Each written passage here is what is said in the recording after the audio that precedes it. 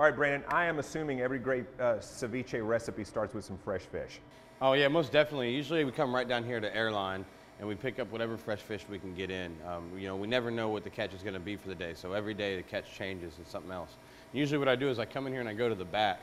Are you allowed in the back? Oh yeah, anybody's allowed in the back here. You're allowed to hang out back there. And usually halftime we'll come here and we already have the fish and we'll come just hang out and really get to know our seafood vendors. All right, so step one, let's go in the back and take a look at what they have and what's fresh. Let's do it. Let's do it. All right, man, I'm gonna follow you.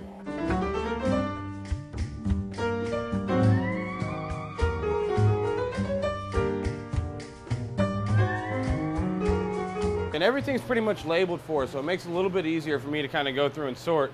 And we'll just go for different fish, you know, like right here's some really nice snapper. We'll probably pull one out and see. And then we'll just take this snapper and we'll lay it out and we'll grab a couple other ones. Okay.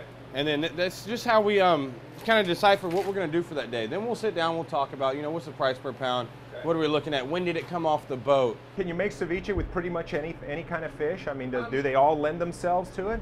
They all kind of lend themselves to it. There are other fish that just aren't as good texture-wise with the acidity breaking it down. There's fish that hold up firmer to it. There's fish that flake apart. So we really try to use just some local whitefish and stuff like that for the most part. Grouper, we love grouper if it's not too big. Groupers can get really, really huge, and you get a lot of sinew on the back end of it. And so how big of a grouper do you want? You don't want to go over how many pounds in a grouper, just to be sure. 15-pound grouper at the biggest, but usually 3 to 5 pound groupers are ideal for ceviche making. All right, great. Why don't you pick out some fish and then we'll go back out front and, sounds good. And watch the master at work.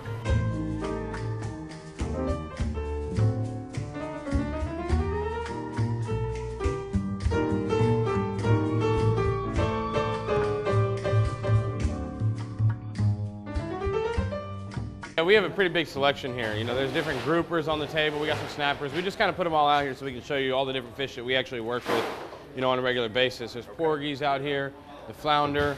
This is an Almaco Jack. I think the Almaco Jack is going to be the one that we're going to go with today.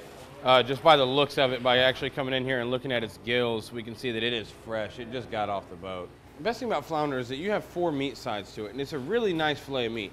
When you fillet it, we'll fillet it down this way, and you can pull off sides of each, and then you get to flip it over and you get another 2 sections.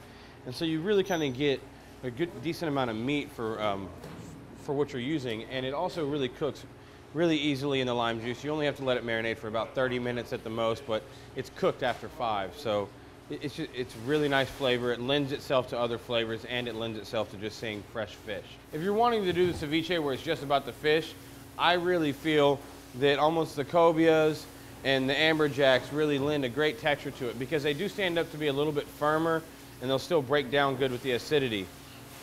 You could slice them and do styles like terradito. Terradito is just a Japanese influence ceviche, so to speak. We use the cobia, and the cobia was really nice because it was really, really firm, but yet still held up well texture-wise when you chew on it. And like you said, you know, we slice it real thin. It's easy to sashimi slice it because of the texture of the fish itself. You know, it being from the shark family, it just has a nicer texture to it than versus something like a grouper that's just big fatty flakes that just come off. So you get all of your stuff from Airline Seafood Market? All of my stuff. Plug. I get all of my stuff from Airline. Every last bit. They're my only seafood purveyor or vendor that I use. And they're okay with letting TV cameras in, which I think is a good deal. Oh yeah. Because a lot of places, you know, there's the restraining order, there's that whole thing. We're always good looking. We're always waiting for it.